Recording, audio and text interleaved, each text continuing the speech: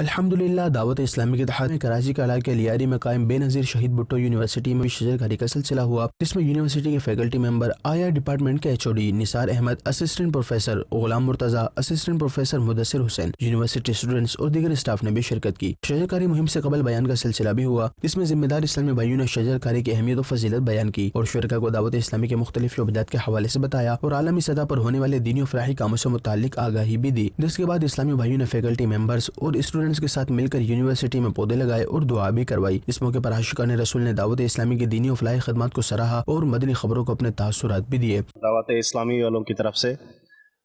بہت بڑا انیشیٹو ہے،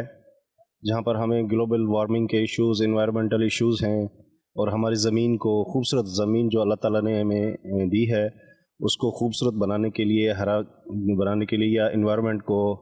کلین کرنے کے لیے جو یہ مہم ہے بہت کارآمد ہوگی۔ سب سے پہلے تو میں دعوت اسلامی کا بہت مشہور ہوں کہ وہ یہاں پر آئے ہیں، ان کا یہ انیشیٹو بہت اچھا ہے۔ دعوت اسلامی کا بہت شکر گزار ہوں کہ انہوں نے ہماری یونیورسٹی میں آئے اور درخت لگائے۔